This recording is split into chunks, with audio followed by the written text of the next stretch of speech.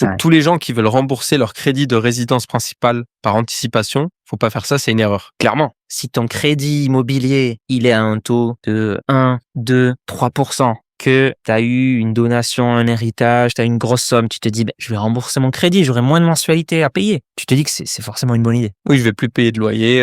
Je vais payer moins en mensualité à la banque. C'est trop bien. C'est une erreur. Pourquoi c'est une erreur? Si ton crédit, il te coûte que 1, 2 ou 3%, tu viens d'avoir 50 000 euros. Ces 50 000 euros, tu peux les investir à, non pas 1, 2 ou 3%, tu peux les investir à 5, 6, 7% par an, si tu sais bien faire les choses. On va être conservateur. Il te rapporte 5% par an. Ça te paye les 3% que tu dois payer à la banque. Et ça t'enrichit en plus de 2% par an. Financièrement, t'es ultra gagnant de faire ça plutôt que de rembourser directement à la banque. T'es gagnant déjà pour 2 raisons en plus. 1, tu t'enrichis de la différence. Et 2, tu as de l'argent de côté en plus, qui fait que tu as un meilleur dossier déjà si tu veux réinvestir dans un crédit immobilier, tu as un apport si tu veux ou autre. Mais en plus de ça, c'est beaucoup plus sécurisant de se dire, en cas de pépin, moi j'ai 50 000 euros qui me rapportent des revenus récurrents. Et qui sont liquides.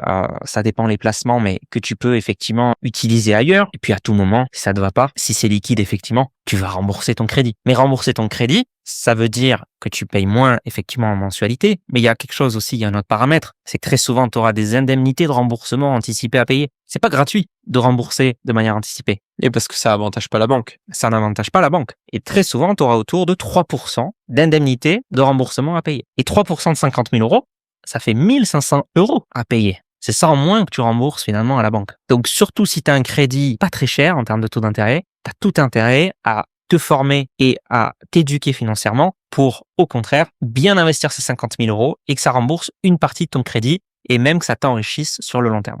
Alors, ça, t'as raison, hein, mais les gens, ils pensent pas comme ça. Les gens, ils veulent juste arrêter de payer au plus vite leur crédit pour se dire, je paye plus de loyer, c'est à moi et je gagne, je sais pas moi, entre 600 et 1 000 euros par mois de plus dans ma poche. Je comprends. C'est simplement, pour l'instant, une ignorance financière qu'il faut combattre. Je comprends à 100% parce que c'était le cas de ma compagne. On est en train de s'endetter, on est en train d'acheter une résidence principale. Je sais qu'elle m'a dit, un jour, mes parents vont me donner X euros et comme ça, je pourrais rembourser de manière anticipée. Je lui ai dit, on a pris un petit temps, hein, ça prend pas 5 minutes à bien comprendre les choses. On a fait un tableau Excel, voilà, je lui ai fait des simulations, etc. Je lui ai dit, après, tu décides. Je te donne les informations, tu as les informations et tu comprends vraiment ce que tu fais. Et elle a compris par A plus B. Et au début, elle était complètement réticente. Elle comprenait pas ce que je voulais. Elle voulait rien entendre. Elle voulait rien entendre. Elle s'est dit, mais non, je préfère me délester du poids de cette dette le plus rapidement possible. Et là, elle a compris que non. Elle va, grâce à cette somme d'argent, se générer des revenus qui vont payer une partie. Et elle comprend en fait que c'est bien plus fructueux et ces revenus-là, elle va les garder toute sa vie. T'es toujours pas abonné alors que je parle d'investissement tous les jours, donc abonne-toi pour améliorer tes finances et appliquer des stratégies simples et efficaces.